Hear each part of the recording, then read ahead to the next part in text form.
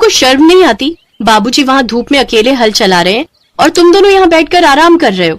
ओए छुटंकी, तू ज्यादा मत बोल समझी। और वैसे भी बाबूजी ने ही कहा है हमें यहाँ बैठने को। बाबूजी ने कहा है मतलब? हाँ, हम तो गए थे बाबूजी की मदद करने, पर उन्होंने ही मना कर दिया, तो हम क्या करें। अरे जाओ जाओ, तुम दोनों आलसियों को मैं जानती हूँ। वो छोड़, ये बता खाना लाई है? अपने भाई के सवाल का राधा ने कोई जवाब नहीं दिया और गुस्से में खाना का डब्बा वहीं पटक कर अपने पिता के पास जाने लगी। दोनों भाई खाने पर टूट पड़े। उधर राधा खेत में जाकर अपने पिता से बोली, बाबूजी आओ खाना खा लो। हाँ बेटिया, बस थोड़ा सा ही बाकी रह गया है, तुम चलो, मैं बस अभी आया। लाइए मैं कर देती हूँ, आप जाकर खाना खा लो। नहीं बेटिया, देखो कितनी धूप है, मेरी बिटिया काली हो जाएगी, फिर कौन ब्याह करेगा कल्लो से। कल्लो, ये नाम भी अच्छा है वैसे बाबूजी। इस बात पर रामलाल और राधा जोर जोर से हंसने लगे। रामलाल के 3 बच्चे थे, सबसे बड़ा अमित, फिर सुमित और सबसे छोटी राधा। रामलाल की पत्नी का बहुत पहले ही स्वर्गवास हो गया था। उसने बड़ी तकलीफें झेलकर अपने तीनों बच्चों को पाला था, मगर ये बात सिर्फ राधा ही समझती थी। उसके दोनों भाई एक नंबर के आलसी और लापरवाह थे। बुढ़ापे में भी रामलाल को ही खेती का सारा काम करना पड़ता था। जीवन की गाड़ी बस किसी तरह खींच रही थी। फिर एक दिन उसी गांव के जमींदार सेठ हरिलाल के पास एक किसान भागा भागा पहुंचा। जमींदार साहब, जल्दी खेत में चलिए। अरे पर हुआ क्या? वो रामू को सांप ने काट लिया है, उसके मुंह से झाग निकल रहा है। हे भगवान, ये क्या अनर्थ हो गया। चलो चलो, जल्दी चलो। किसान की बात सुनते ही गांव का जमींदार हरिलाल फौरन खेत पहुंचा। दरअसल हरिलाल और रामलाल बचपन के दोस्त थे। फर्क सिर्फ इतना था कि रामलाल एक किसान का बेटा था और हरिलाल एक जमींदार का। हरिलाल ने कई बार रामलाल की पैसों से मदद करने की कोशिश की, लेकिन खुददार रामलाल ने हरिलाल से सिर्फ उसकी दोस्ती चाही। खेत में पहुंचते ही हरिलाल ने रामलाल का सिर अपनी गोद में रखा और रोने लगा। रामू, तू बिल्कुल चिंता मत कर, मैंने गाड़ी मंगा ली है, तुझे तुरंत अस्पताल लेकर जाऊंगा। ना हरिया, अब वक्त नहीं है मेरे पास।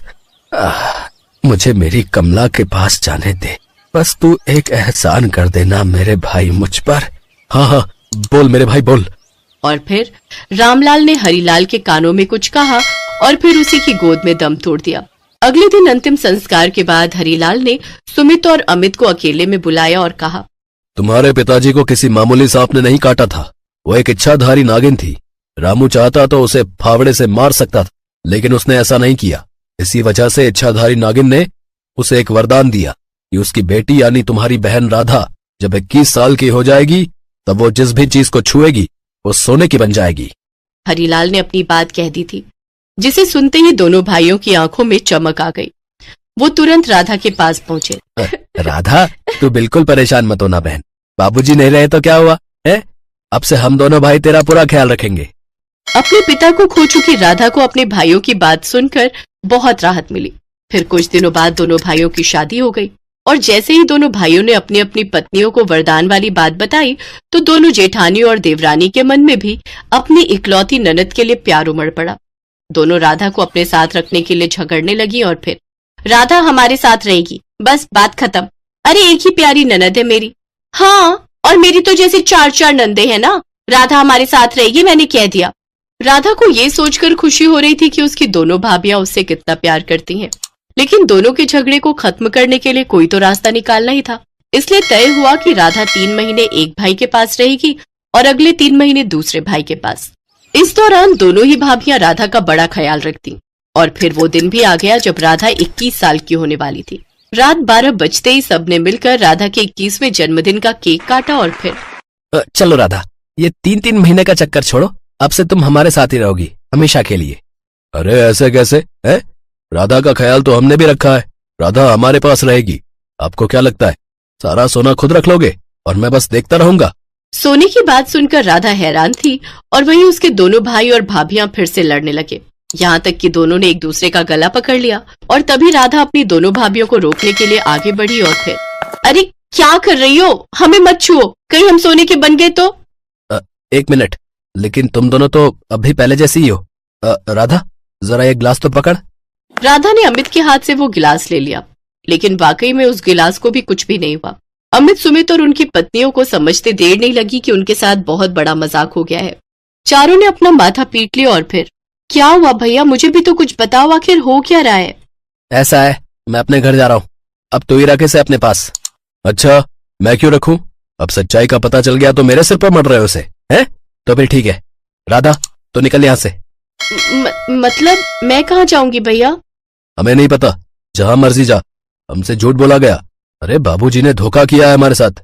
राधा को जैसे ही पूरी बात पता चली तो उसके दिल के साथ साथ उसका भ्रम भी टूट गया। वो खुद भी अपने भाइयों के साथ नहीं रहना चाहती थी।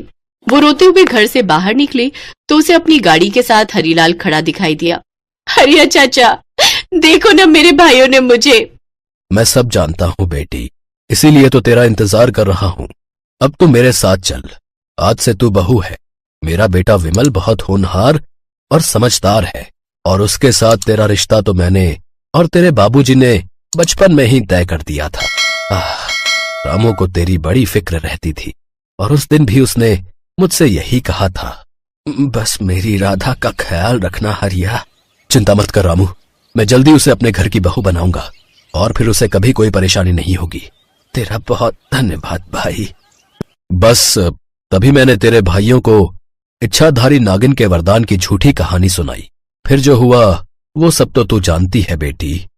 राधा को पूरी सच्चाई बताने के बाद हरीलाल उसे अपनी गाड़ी में बिठाकर गांव के मंदिर में लेकर आया, जहां उसका बेटा विमल राधा के इंतजार में खड़ा था और पास ही शादी का मंडप भी तैयार था। बस बस बेटी, आज से मैं ही तेरा ससुर और मैं ही तेरा बाप हूँ, और चिंता मत करना, भगवान का दिया सब कुछ है हमारे पास।